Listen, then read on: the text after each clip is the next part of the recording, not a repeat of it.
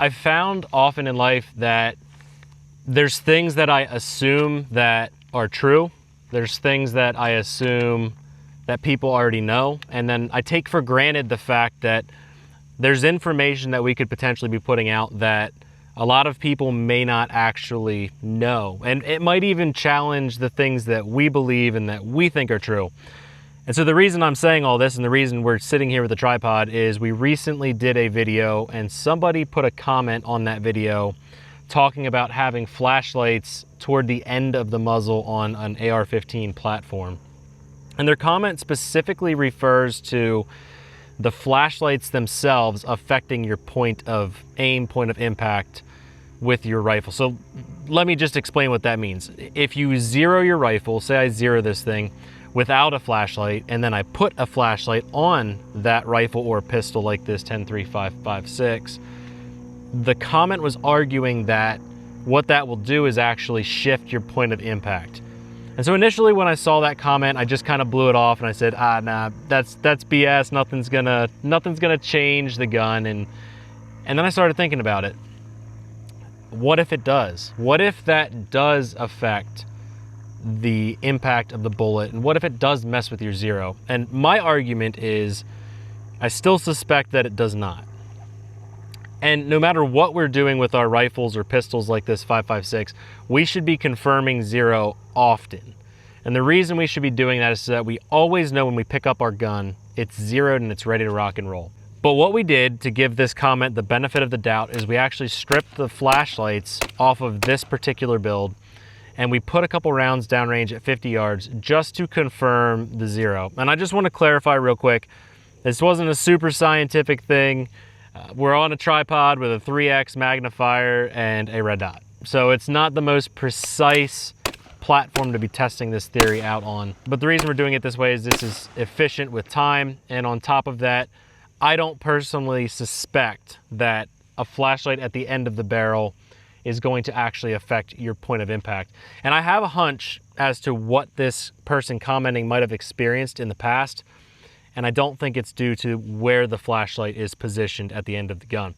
So as we get into the body of this and we're talking about all the nitty-gritty stuff with this particular topic, the one thing that I wanted to go over real quick was some considerations with your gun, because there's a couple things that actually will affect your point of impact. Muzzle devices. So if you zero your gun, pull it out of the box, you put your optics on, you zero it, and then a week later you throw a different muzzle device on, often that will affect your point of impact downrange. Same thing with suppressors. Suppressors are going to affect that barrel whip, the harmonics of the barrel, and all the gases that are around the bullet as it's exiting the barrel. All that stuff can affect your point of impact. The other thing that can happen is if you're on a barricade or you're shooting off of something and you're actually putting pressure on the barrel itself, that can affect your point of impact. There's also certain platforms that are not free float, like the AR-15. The AR-15 has a free float rail. That means that there's nothing on the rail touching the barrel itself, or there shouldn't be. And because of that, that's part of why I suspect that the point of impact is not going to change. But if you have a platform where the rail is actually bolted around the barrel and you load things on it like a bipod or other accessories, you could affect the point of impact. But I don't suspect that a flashlight is going to do that. So there's only really one way that we can do this. I have my 10-3-5-5-6. Like I said at the beginning, we shot this without flashlights, and now we have the flashlights mounted back up on this particular platform. So we're gonna test this theory, and we are going to see if having the flashlights on this gun now actually affects the zero. So let me do this real quick for you guys. Doing this live, and we're gonna figure this out with you.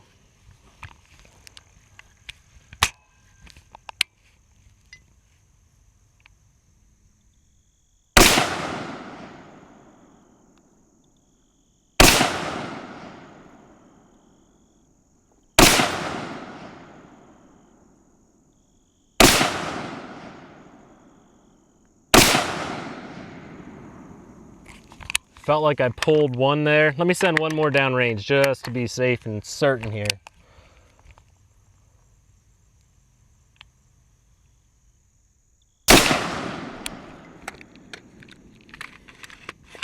All right.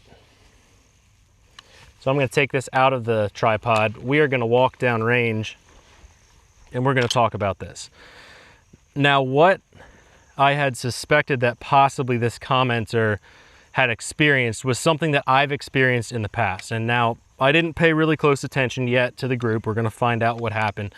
But with one of my 300 blackout builds, I specifically remember putting a flashlight on the build and the screws actually protruded beyond the rail and they put pressure on the gas block. So that's something to consider. And if this group shifts on you when you put a flashlight, my first recommendation would be check those screws, because obviously if you have something sticking through the rail and it's putting pressure on the barrel, it's going to be hard for you to tell, but I can flex that barrel. So if I put pressure on that through the rail and I'm flexing the barrel, of course when you mount a flashlight, you're gonna shift your point of impact. But we're getting up here 50 yards. We're just gonna analyze the group. And this is just really low quality range ammunition, 55 grain, full metal jacket. So let's check this out.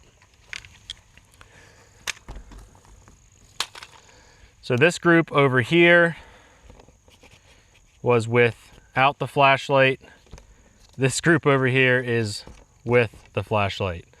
Now I know I pulled this one and I think the rest of them were clean breaks. So part of me is still questioning whether or not I had a good group over here, but maybe there's something to be said with that. The only other thing that I could potentially say could affect point of impact with a flashlight like this is if the gases coming out of the barrel are affected by the fact that there's sort of an obstruction on the one side. So possibly I could say that that may affect it. That's the only thing that I could hear from that argument, that or that the screws are pushing through into the gas block. Generally speaking, if I draw a triangle here, both groups are left. So I think that I need to shift my zero over a little bit. But generally speaking, if we go right in the middle and we kind of do an X,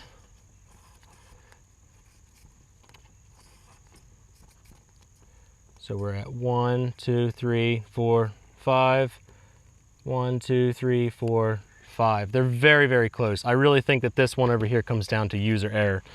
But the reality is, no matter if this shifts your point of impact or not, whenever you change something on a rifle or a pistol like this AR-15, this 10-3-5.56, you should be confirming zero, whether that's an optic, an accessory, anything that's bolted onto the rail, lasers, things like that. It doesn't hurt to go out to the range with a purpose to go confirm your zero and make sure that whatever you're doing does not affect your point of impact. And check those screws. I cannot stress that enough, especially with M-LOK rails. Make sure the screws that you have in there and the accessory mount that you have is not positioned over the gas block in a way that's going to push on the barrel and cause issues for you guys. So I'm gonna label this as sort of non-conclusive at this point. I'm not 100% sure. I wanna go back and I want to put some rounds without the flashlight. I still think it's user error. Guys, I hope that at least this is a reminder to be checking your gear, checking your zero often. If you found this video helpful, leave us a comment in the comment section. If you are a wizard of all things physics and you have some input and some commenting that you want to add to the conversation, comment section, get crazy down in there. Let us know what you think. Hit the subscribe button. Guys, we appreciate you. Catch you in the next one. Plug in my ears.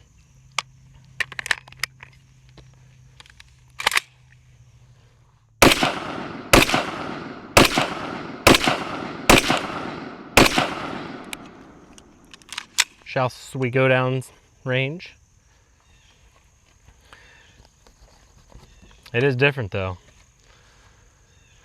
But, I mean, if you put an X through all of them, you're still 1, 2, 3, 4, 5, 6.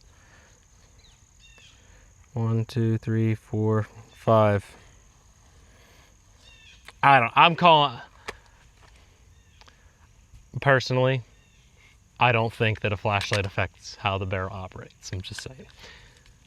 That group and that group are close enough to me that I'm going to say no. Pretty simple. But, wait, are we recording? Oh.